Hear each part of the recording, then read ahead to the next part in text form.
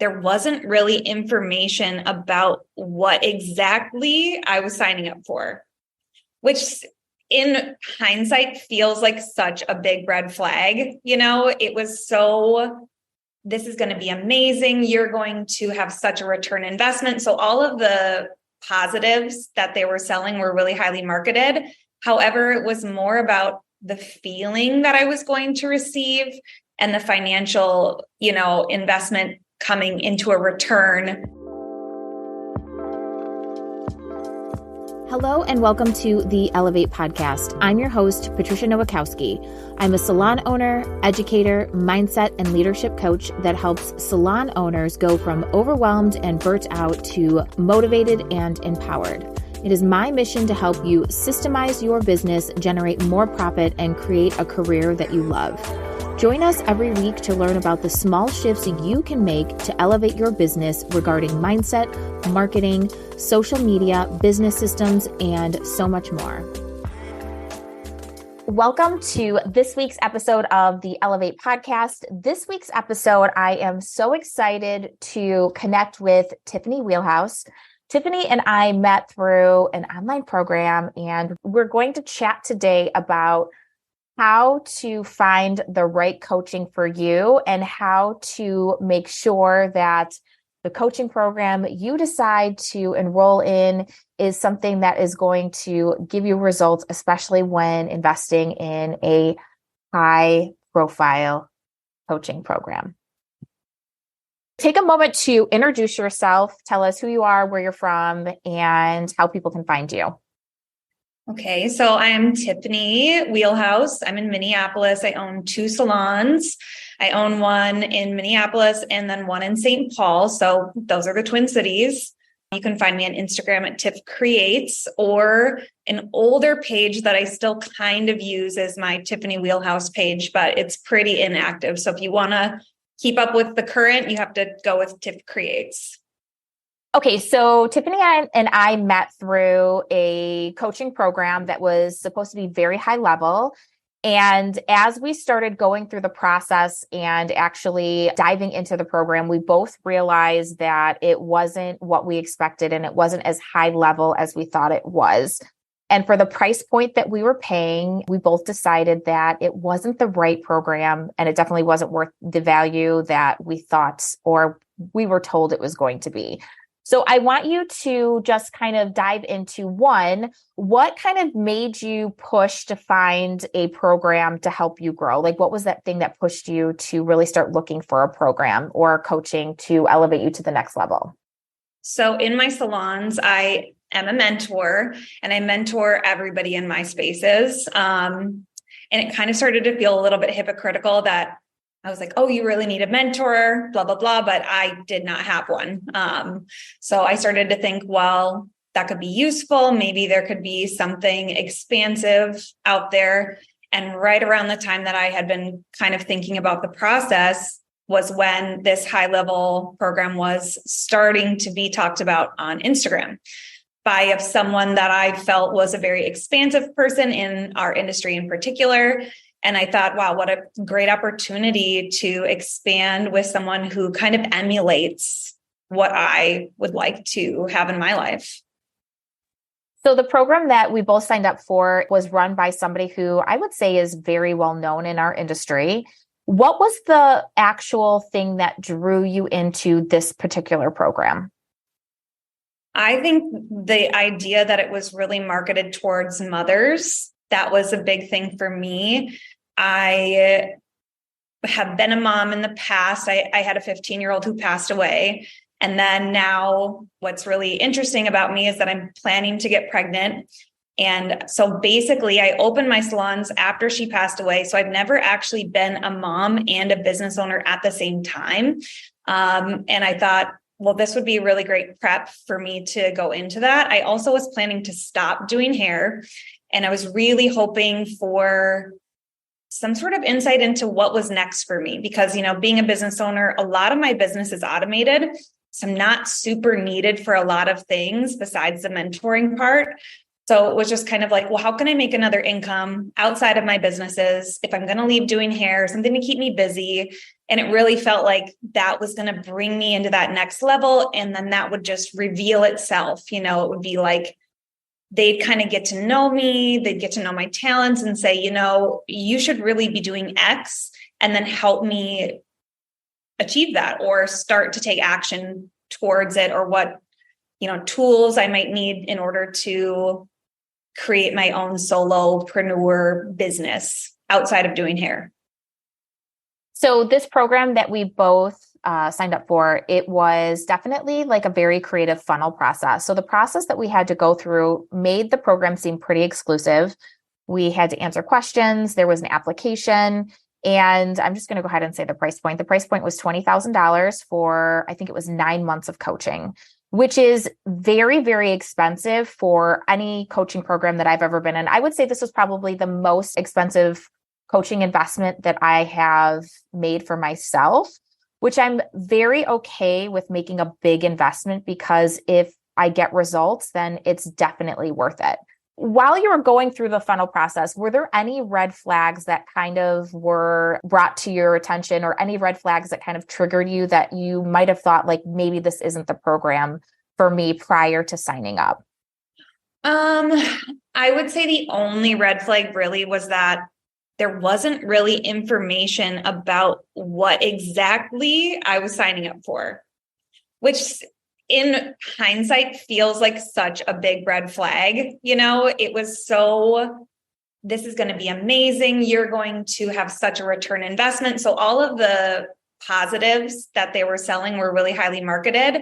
However, it was more about the feeling that I was going to receive and the financial, investment coming into a return to be, really they marketed it as you will become a 7-figure earner. That, I'm like, okay, well, that would be the next level, blah, blah, blah. But the red flag should have been that there wasn't really an indication about anything that I was going to learn. I was just going to be in a program for 9 months, and I would just magically make 7 figures after that. That should be a huge red flag. I think I agree with all of that. It was more so like, these are the results you're going to get.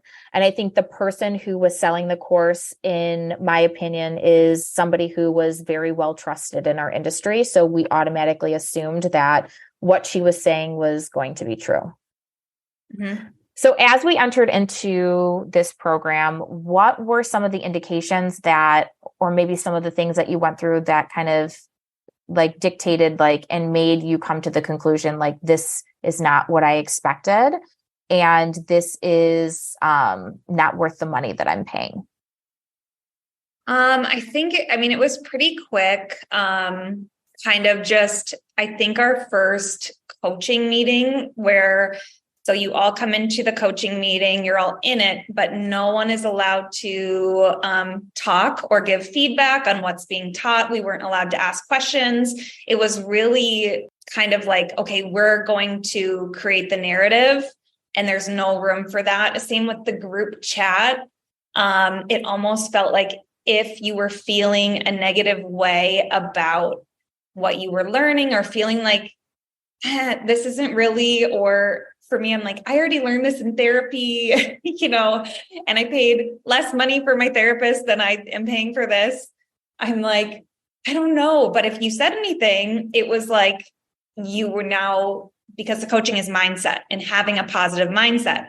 So it's very easy to think at your own, in your own thought process, wait, I'm supposed to be really positive.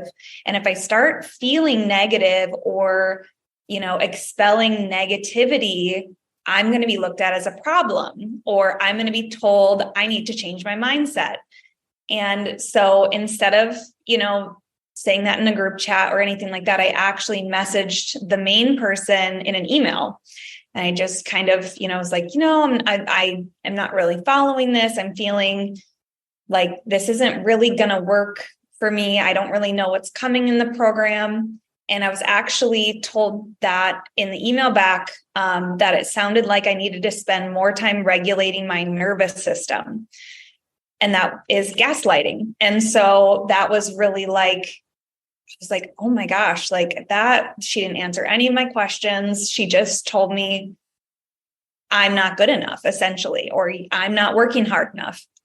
And so then the feeling of trust started to kind of lose itself at that point. And that was very early on, I would say, like in the first coaching module.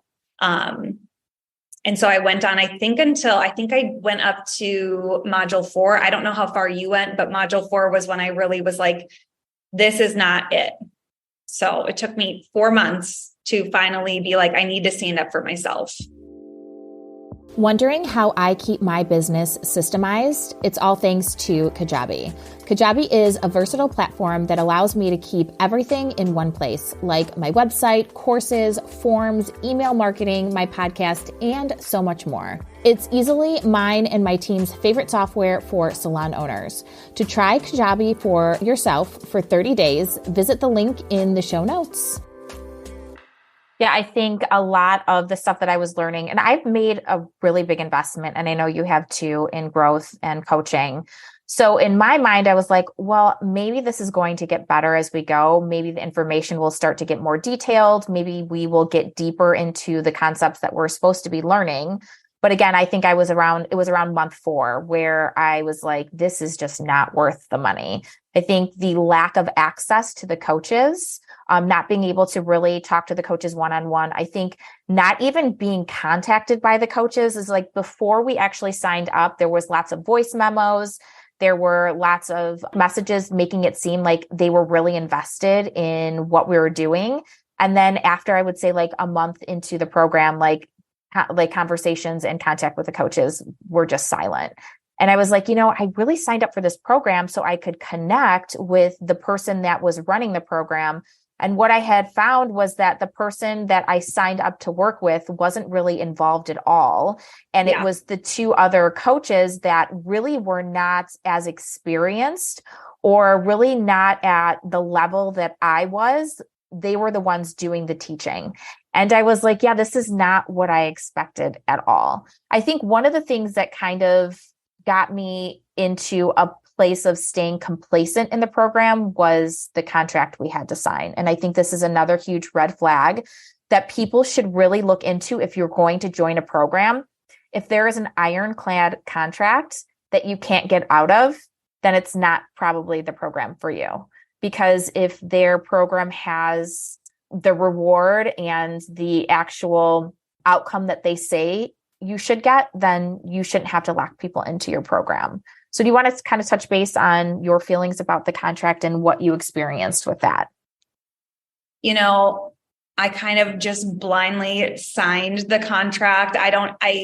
It wasn't even really to my attention that I had signed one. It was much like, I constantly am like, don't sign a non-compete to every stylist, because anything that locks you in should be a big red flag. Like, this is just under the presumption that once you become unhappy or you don't feel like this is a good fit for you, there will be repercussions and you're going to have consequences. And that should never be the financial investment that you're making. That should just be a huge red flag. But again, I don't think I was really tuned into the fact that when I signed up, I was also signing a contract, because for me, we went through that whole process where we did, the application and tried to figure out if we were a good fit for it. So again, like really kind of under the idea that all of us would have had to be at a level that was ready for really high level information. So I kind of was more so looking at the price point when it came back down to it. I was like, okay, this is X amount of dollars a month. Can I afford that? So really for me, I think that they were lumped into the same process. It was signing off your credit card information, and the contract was kind of like part of the same process. So for me, I was focused a little more on the financial investment versus the quote unquote legal consequences if in case it didn't work out for me. I also felt, because it was marketed towards mothers and because of my personal situation, I also felt like I was in a pretty vulnerable situation. So I felt like, again, in hindsight, I'm like, gosh, I really feel like I was in a really vulnerable place to be manipulated. And man, it really worked, which sucks. But I mean, that's just the truth. Yeah, I think with the contract too, I'm used to signing contracts with coaching companies, but most of the contracts are just kind of like, don't share the information. This is private information that you can't utilize to, use for your own personal benefit or whatnot. So I did the same thing. I kind of didn't really read the contract fully, which is definitely a huge lesson learned. I will never sign a contract again without having my lawyer look it over. And really understanding that if I am signing a contract that locks you into a big financial investment, to really making sure that that financial investment is going to get you the results that you want. Yeah. So what the process was, so we went through the program for 4 months. And again, it was very about being positive, don't be negative. I kind of wasn't feeling great about the program. And you actually contacted me via DM on Instagram. Mm-hmm. And it was so refreshing to feel like I wasn't the only one who was feeling this way about the program, which kind of gave me the strength to do what you did too, was contact the person running the program to say, hey, this is like not what I thought it was. The price point for this program should be $5,000, not $20,000. Like I felt that is what the information was worth. And then, of course, like, again, getting gaslighted by the same person stating like, you need to keep, a positive mind. You signed a contract. And it really was not a pleasant experience. What are some recommendations you can give to people who are really looking for a high level program for coaching when it comes to finding the right coaching program after experiencing the negative effects of this program? I think you really have to be conscientious when someone is selling mindset. These same things can be found on podcasts. They can be found in self-help books. They can be found in therapy. You could hire a trauma healing coach. You can hire someone really in the direct field of growth that you are absolutely looking for, if it's mindset training that you're looking for or self-improvement. I would say that you're really actually not looking for a coaching program if you're looking for mindset and self-improvement. You can read a book, you can hire a therapist. Like that's really the place you should be headed for that. With coaching, there should be very clear information on exactly what you're going to be learning, exactly what you're going to be getting every step of the way. So in the program, it really felt like, oh, next month is going to blow your mind. Like, oh my gosh. And I'm not a cheerleader type. Like I can't even make an impression of being so excited about something that hasn't even happened. But it almost felt like they didn't even know what was going to be next. They were kind of making it up every month as they went along. And that was just like, again, a huge red flag. So really be mindful. If it's a 9-month program, there should be a very concrete outline of exactly what each month you'll be going over so that you know that it's going to be valuable and worth your time. And again, be very conscientious when you're signing up for mindset or self-help. That's something that can very easily be gaslit or turned against you. And that's really what we found with this program, is that it was all kind of based more in self-improvement. Obviously, I only made it to month 4, so I don't really know what the rest of the program had in store. I've already been to therapy. I've already done all these things. And so it was really like, okay, I know this information. When am I going to learn things? But had there been an outline, I would have known exactly what was in store for me and exactly what I was waiting for. And when I contacted to try to get clear on that, I was just gaslit again and again and again. And there was never any information given to me on what was coming next and why I should stay. It was just that I needed to work harder. I think having a clear outline is really important. I also agree. It was a lot of like, you're the best, you go girl. Oh my gosh, look at your wins. And I know from doing so much work on myself and just like for my business, that real growth happens through pain. It happens through facing the difficult things. It happens through really working through your issues. And I feel like this was just a bunch of positive weirdness, definitely like toxic positivity. A little culty. And, I have nothing against like any of the people that were a part of it or like even the other coaches. I thought that they had great gifts and much to offer, but much to offer to 25-year-old me, not 36, 37-year-old me. Also, 25-year-old me would not have been able to afford this program. I don't think anyway. Maybe I would have.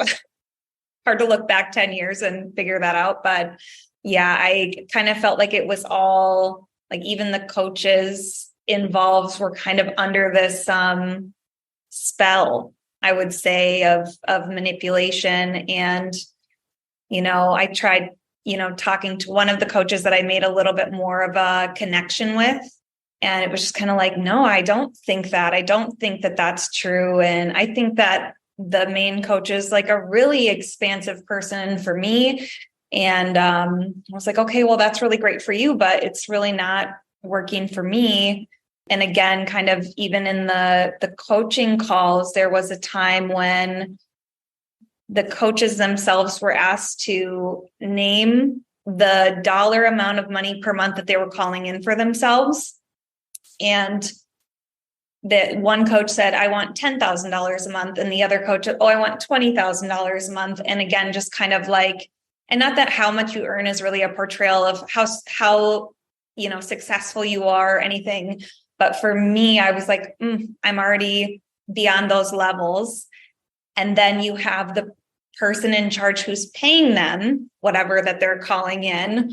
And they're like, I want to call in, I think it was $400,000 a month. And you're just kind of seeing this vast difference between, and then I just kind of was like, I feel really yucky all of a sudden. Like that was a really big moment for me where I was like, something's not right. This is not right. And again, we couldn't say anything in the chat, or maybe we could say things. I always watched them after they were recorded. So I never was live. I'm sure you were live, but I couldn't make that work with my schedule. Yeah, I mean, sometimes the chat worked and sometimes it didn't. But I think that the fact that we couldn't even interact with the coaches at such a high level price point was kind of one of the things that was very deterring for me as well. It was like I'm paying thousands of dollars a month to be able to connect and to be coached by these people, but I have restricted access to even communicate with them, which was a huge red flag. As soon as we did that first Zoom call, I was like, oh, like, no. Coaching is one of my main focuses for, helping people and generating revenue. And the value I feel like that I bring is so much more than what I was receiving. And that kind of made me feel icky as well. I think if you are going to provide a coaching program or an education program, the value of the program needs to match the value that you're charging. So if you're charging $20,000, then your content and what the students are experiencing, I feel like should be double that. And I felt, again, this program was probably worth $5,000, but definitely not the $20,000 price point. And part of what we were learning too was the magic of money, and just say your price and people will come and they will pay. Just market yourself really, really well and market who you are and embody your business. And basically, it was a lot like that. Part of it was like, just blow smoke up people's asses and they will pay you money and you will make a lot of money. Like, or was my takeaway from it, was like, you don't even need to add value. You're valuable enough as you are. People will pay you. Just name a price. How much do you want to make? You can have it. And that's not real life. It's not how business works. Obviously, if you're able to call in $400,000 a month, it's obviously working well. But I don't know how long that can last. Yeah, I think definitely mindset is a portion of business, but adding value, customer service, your content, all of those things equal a big picture. And it's not just like manifesting money out of thin air. It's just not how it works when you're in business. No. Yeah. So we were stuck in this contract and we both tried to get out of the contract, and we were both told that we could get out of the program, but we still had to pay the full amount until the program was over. So we were lucky that another person in the program had a lawyer who found a loophole. And I'm not sure if you got let out of your contract before that. Do you want to talk about that process? Okay. So I'm trying to think. My first trying to get let out of it, she basically let me leave the group chat because it was just it just wasn't for me. I'm just going to say that much. It was just a lot of things that I couldn't keep up with. It was a lot of Dear Diary style messaging, and I didn't have space or time for it. So then I was removed from the group chat. I also said, hey, if I'm paying this much money, like, you should be checking in with me. I haven't even heard from you. You don't check in. There's like, you're not accessible. So then there was an effort made to create, you could then request one-on-one coaching with them. So there was an effort to hold themselves accountable when I had constructive criticism, but I still had no trust at this point. So I did not actually want to meet with this person one-on-one. I felt betrayed. I felt manipulated. How am I now supposed to go into a coaching meeting with a mentor who has lied to me, or who I feel has lied to me? So I still was like, no, you need to let me out of the program. And this went on I honestly think this went on for a month, maybe almost 2 months of this back and forth, fighting over me needing to stay in the program, me needing to wake up and realize that I need to do the work. I mean, it was honestly one of the most stressful back and forth encounters I've ever experienced in my life. And the other thing, and like, I know a lot of people like to do the voice memo thing back and forth. And this person was doing this with me. And it made it so that there was never, ever a record of the things that she was saying to me, which I find, as someone who went through like a custody battle with a child, and my narcissistic ex would call me to make sure there was nothing on record of the things that we're saying. So I always am like, I don't like voice memo because there's no evidence on what you're saying to me when you're gaslighting me, et cetera, et cetera. So everything was done in this way where I felt like so alone in it, because I couldn't say, this person's saying these things to me. I couldn't ever prove it. And it felt very purposeful that it was done in this way. And yeah, it went on for months, and I was still seeing that money leave my bank account every month. And I wasn't even engaging in the program. I was begging to be let go of the program. And it was very stressful. It's probably one of the most stressful encounters I've ever had with a person, honestly. And I'm relating it back to a toxic ex. I mean, I would never want a relationship like that ever again. So the fact that it was my mentor that was creating this type of engagement with me is kind of horrific. Yeah, I had my lawyer look over the contract, and he was like, there's nothing I can do. Like, this is ironclad. If you quit, they can still come after you for the money. And then they even have listed like what kind of like court like occurrence would happen. Like it was just not great. And then there was another person in the program who found a loophole. Her lawyer found a loophole, which was the one thing that ended up releasing me from the contract. So I think lesson learned. I will never sign a contract without having anyone look at it, a lawyer look at it, and really understand what I'm signing. And I think too, when it comes to coaching just in general, if anyone is going to lock you in, again, if they are so sure and know that their program delivers results and it's so good, there's no need for a contract that's going to lock you into continual payment. So I think that was the one thing that I also learned. What is some advice that you would give to somebody who might be in a program or is in a situation where they're feeling exactly how you did when it came to this coaching program? Oh, it's so hard to, like, again, I feel like it's first, you have to just get over yourself. You have to be like, you have to stand up for yourself. You can't blame yourself if it's not working for you. There's a reason for that. And if your gut instinct is telling you like, this is not it, then follow your gut. I mean, I think that's really important. Reach out to someone else in the group that you feel is along the same level, was looking for the same thing, which is why I reached out to you.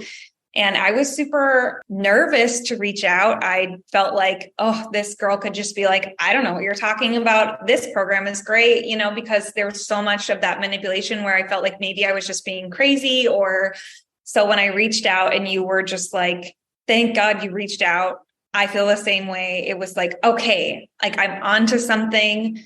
I feel more empowered to do something about this. I don't have to stay in this. And then start kind of, and then reaching out to once I started seeing other people get removed from the group chat was, I think you saw someone get removed from the group chat because I think I was the first one removed.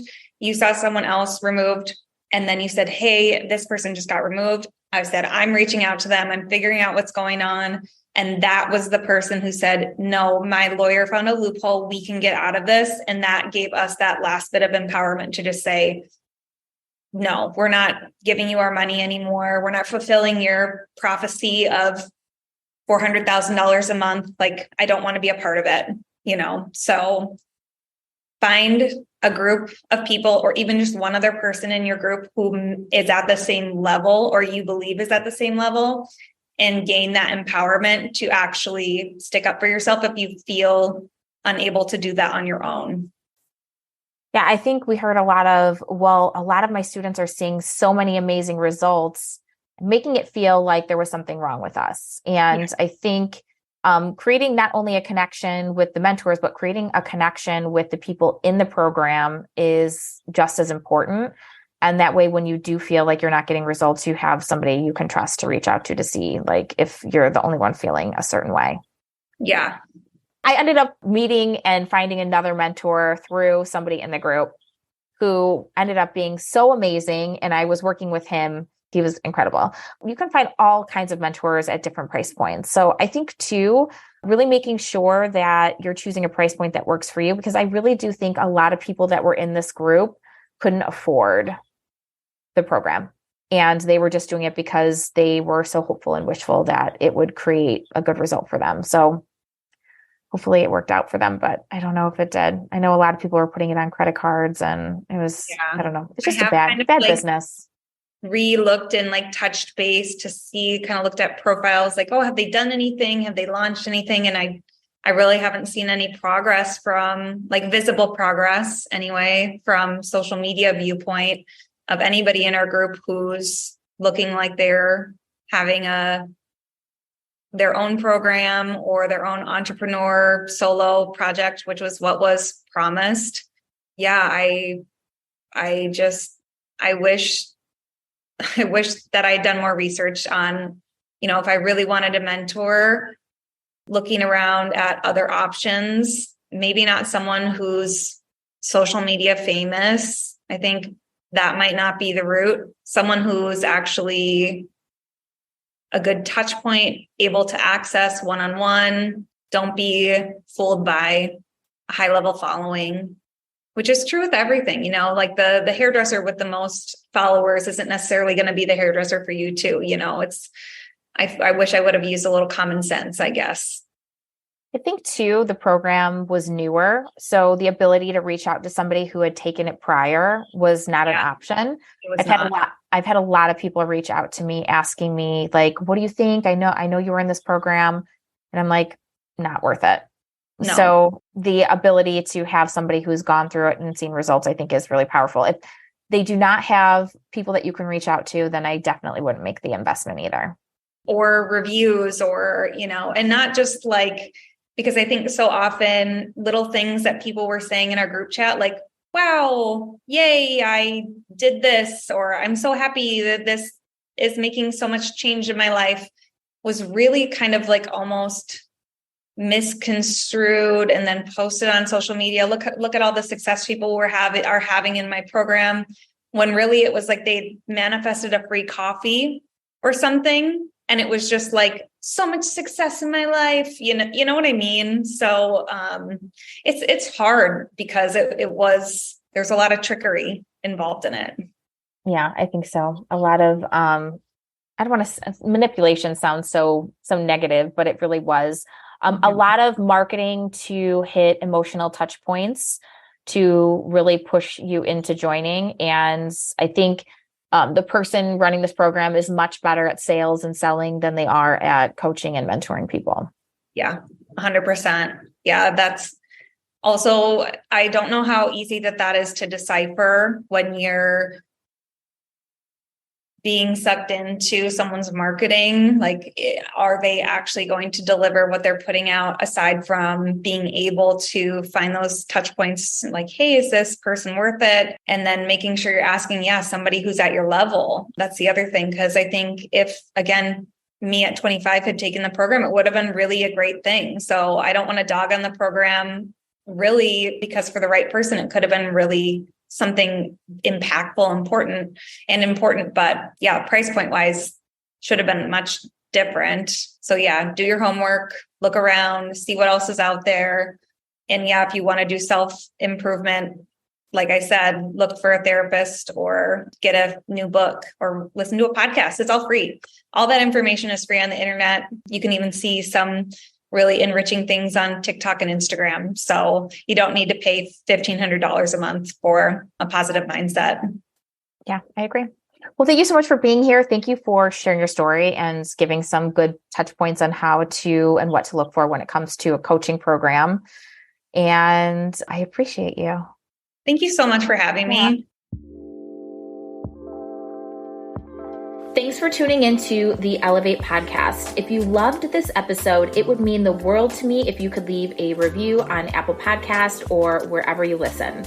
The Elevate podcast is hosted by me, Patricia Nowakowski, and produced by Opulent Beauty Pro. To receive my free business guides, visit opulentbeautypro.com/free or click the link in the show notes. You can find me on Instagram at opulentbeautypro or at Patricia_Nowakowski_OBS. If you love this show, please consider subscribing. See you next week.